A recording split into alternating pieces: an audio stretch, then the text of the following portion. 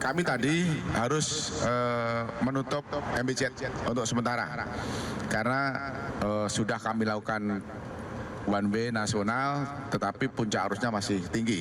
Dan memang kalau dari data puncak arus tanggal 18 sampai tadi pagi itu adalah 270.000. Kalau dibandingkan tahun lalu itu ada peningkatan 4,26%. Tahun lalu itu 258. Kalau dibandingkan dengan yang kemarin itu 221. Jadi cukup tinggi. Oleh sebab itu mekanisme daripada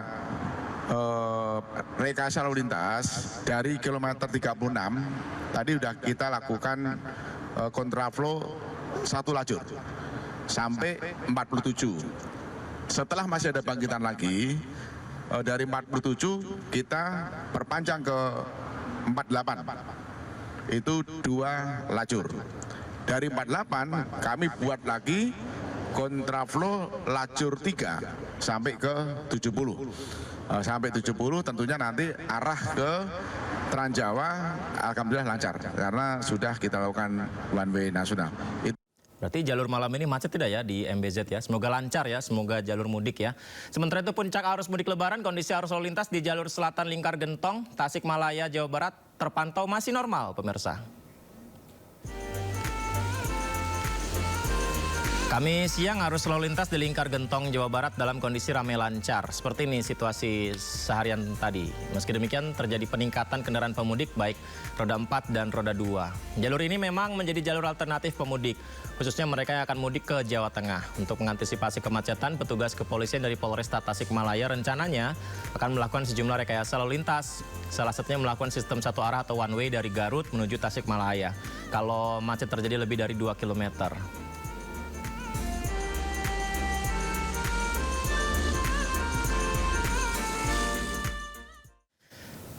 Ya, bagi Anda yang akan mudik, pemirsa, kita sama-sama saling mengingatkan ya, termasuk utamakan keselamatan Anda, hati-hati di jalan. Nah, bagaimana memastikan kendaraan dalam kondisi layak jalan, apalagi kita memudik dengan jarak yang jauh begitu.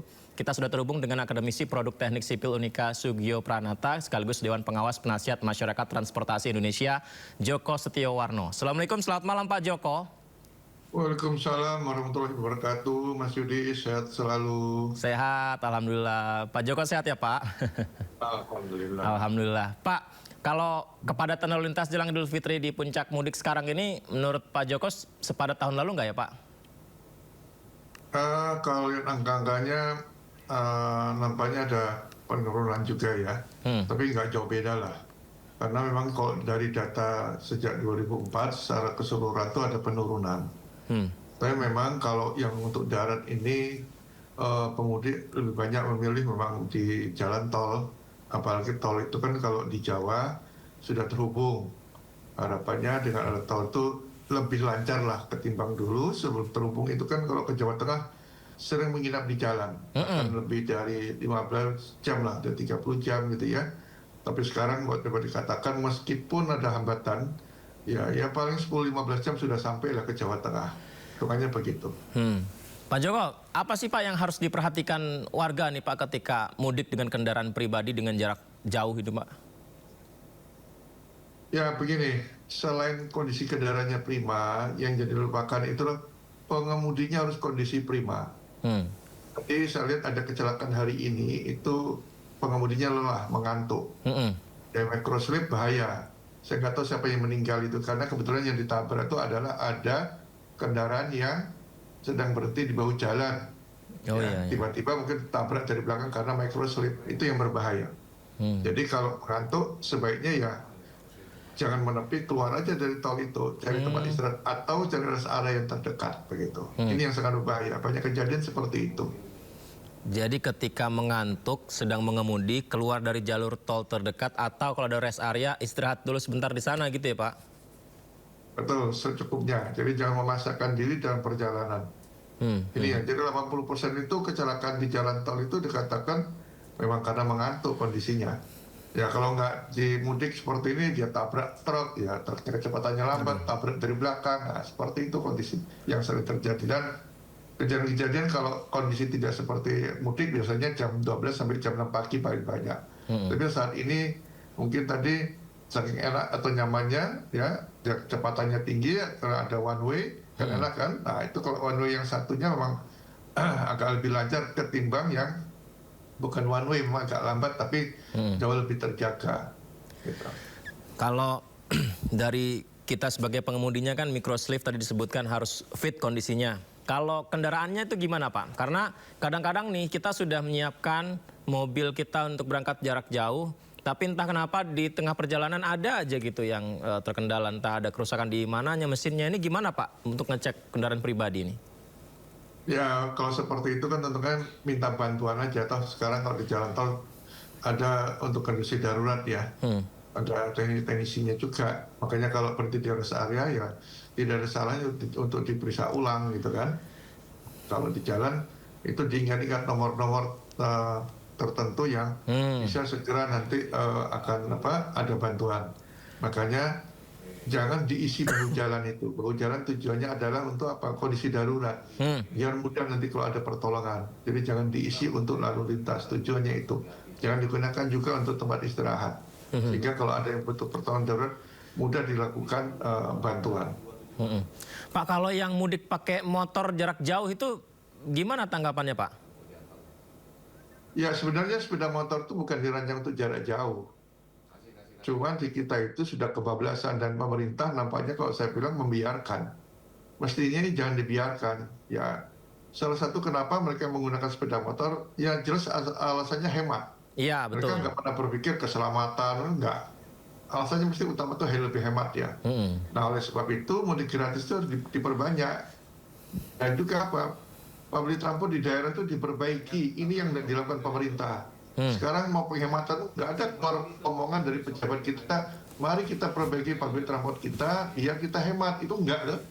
Ya. Itu heran. Padahal presiden sudah kampanye dulu untuk memperbaiki public transport. Wakil presiden juga sampai sekarang nggak keluar program-program itu. Gitu. Kalau menghemat ya semuanya public transport yang harus digunakan sehingga kalau mudik seperti ini pemerintah bisa minimal diupayakanlah mudik tahun depan tidak boleh bawa anak-anak, tidak boleh bawa barang lebih. Nah itu kan harus seperti ini seperti terus aja kayak gini. Jadi nggak ada inovasi-inovasi yang konstruktif gitu kan. Angka kecelakaan ya nggak mau turun, tapi nanti sepeda motor paling banyak. Nah, upaya-upaya itu harus dilakukan. Ya, mudik gratis banyak, ya kan? Kemudian mudik gratis motis, saya kira nggak perlu. Kalau mau mudik gratis pakai motor, gunakan kapal laut. Umpamanya dari Jakarta, ada yang digunakan tuh ke Jawa Tengah atau Jawa Timur, sehingga sampai Tanjung Mas, Tanjung Perak, itu ya nggak sampai 4 jam sudah sampai tempat tujuan. Gitu. Pak Joko, saya mau ajak Pak Joko dan pemirsa untuk melihat bersama suasana terkini di gerbang tol Cikatama ya Pak, terkini Pak. Ada rekan saya Naura Syafika nih di gerbang tol Cikatama. Selamat malam, Assalamualaikum Naura. Bagaimana Naura? Di sana macet tidak sekarang? Selamat malam Yudi dan pemirsa, waalaikumsalam. Untuk arus lalu lintas di gerbang tol Cikampek Utama ini terpantau ramai dan juga lancar. Walaupun memang kalau prediksi dari Jasa Marga kemarin dan di hari ini merupakan puncak dari arus mudik. Karena melihat kalau dari jumlah ataupun data volume kendaraan yang sudah melintas dari hari kemarin hingga di hari ini memang cukup tinggi. Dimana kalau kemarin di tanggal 18 Maret ini merupakan puncak untuk volume kendaraan tertinggi karena lebih dari 7% dibanding tahun lalu. Dan kalau misalnya di hari ini di malam hari ini sekarang dari siang hingga di malam hari sekiranya sudah lebih dari 80.000 kendaraan yang melintas dari arah Jakarta menuju ke tol Trans Jawa melalui gerbang tol Cikampek Utama. Dan untuk mengantisipasi adanya kepadatan di gerbang tol Cikampek Utama ini pastinya dari pihak Jasa Marga bersama dengan stakeholder lainnya juga sudah menerapkan adanya rekayasa lalu lintas. Salah satunya adalah one way nasional dan juga kontraflow. Namun kalau misalnya kami memantau dan juga pemirsa untuk kontraflow saat ini masih diberlakukan, cuma sepertinya masih dilakukan sistem buka tutup dari kondisi arus lalu lintas di gerbang tol Cikampek Utama. Namun untuk one way nasional ini masih terus dilakukan, di mana dimulai dari kilometer 70 tempat kami melaporkan hingga ke kilometer 414 di Jawa Tengah. Sehingga untuk masyarakat ini bisa menggunakan dari rekayasa lalu lintas tersebut supaya terhindar dari kemacetan. Dan juga pastinya tidak hanya dari rekayasa lalu lintas saja, Yudi dan pemirsa, ada juga rekayasa dari gardu tol yang sudah ditambahkan menjadi kurang lebih 22 untuk gardu tol yang beroperasi melayani bagi para pemudik yang akan melintas. Dan kalau misalnya kami memantau untuk di malam hari ini memang sepertinya untuk arus lalu lintas ini lebih fluktuatif karena tadi sempat ada sedikit antrian, namun sekarang sudah tidak terlihat untuk antrian, bahkan bisa dikatakan cukup lenggang, sehingga untuk kendaraan ini masih bisa melintas di batas kecepatan normal untuk melaju menuju ke arah tol Trans Jawa. Sementara itu Yudi, kembali ke studio. Baik, terima kasih Naura. Selamat bertugas kembali ya Naura, terima kasih banyak laporannya.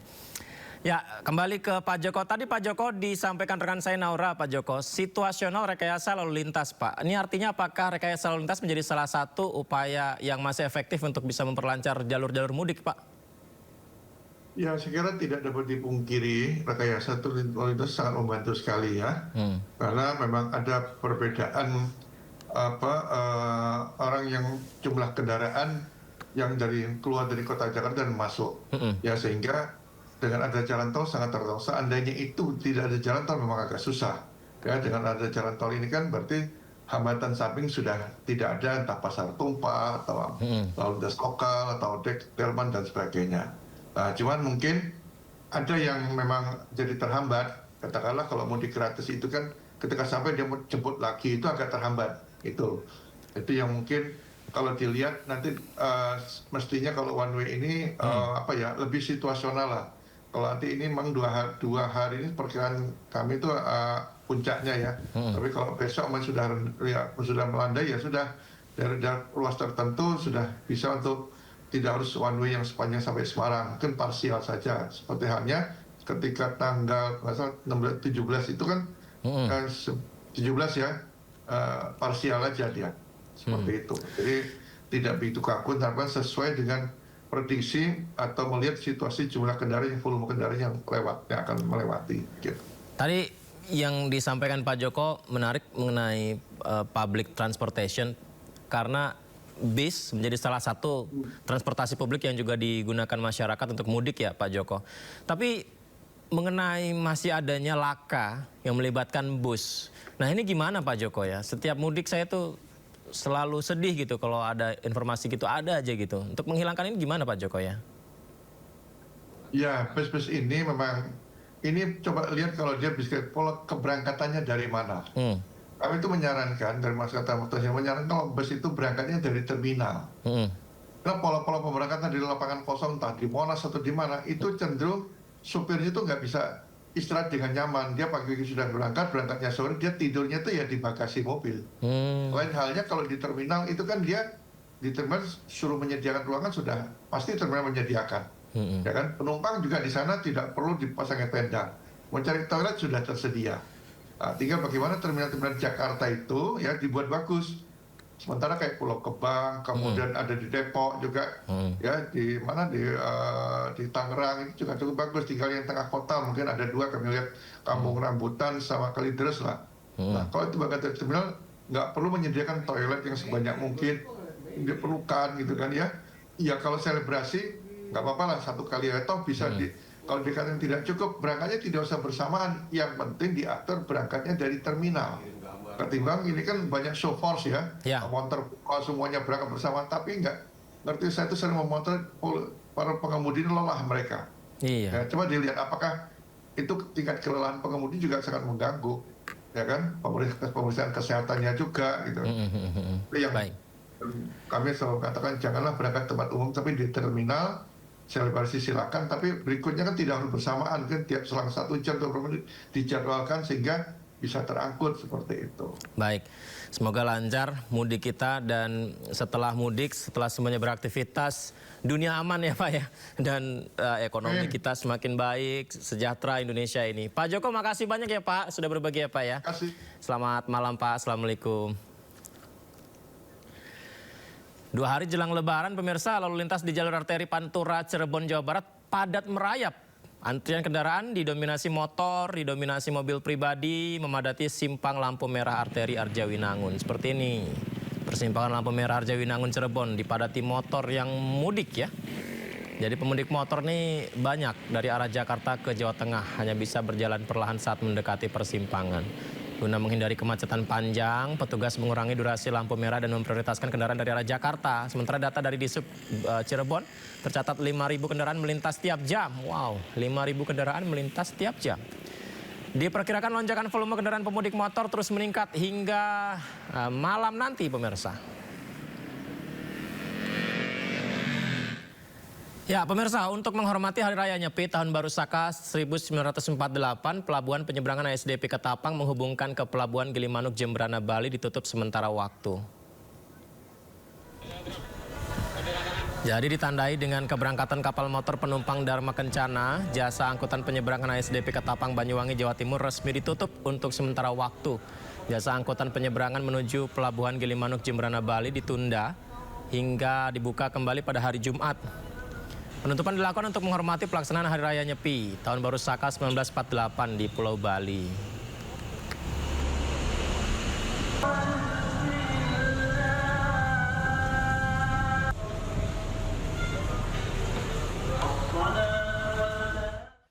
Di tengah antrian Pelabuhan Ciwan dan Banten, seorang pemudik mencuri perhatian dengan mengenakan kostum superhero. Aksi nyentriknya sengaja dilakukan untuk menemani perjalanan mudiknya menghibur pemudik lain.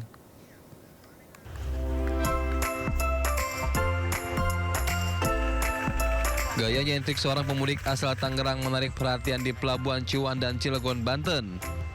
Pemudik dengan tujuan Tulang Bawang, Lampung ini sengaja menggunakan kostum superhero untuk menghibur pemudik lainnya selama di perjalanan, terutama anak-anak. Selain memakai kostum superhero, pemudik ini juga sengaja menempelkan tulisan lucu di motornya. Aksi nyentriknya pun mencuri perhatian pemudik lainnya di tengah antrian masuk Pelabuhan Ciwandan. Dari Tangerang Citra Raya mau ke Tulang Bawang Gedung Haji Baru H2. Motivasinya ini kenapa pakai kostum Power Ranger? Buat seru-seruan aja sih. Buat seru-seruan.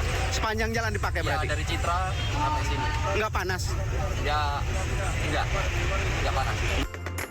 Berbagai hal unik sengaja dilakukan pemudik sebagai sarana hiburan untuk menyemarakkan perjalanan kampung halaman demi berlebaran bersama keluarga. Dari Cilegon, Banten, Iskandar Nasution, iNews melaporkan.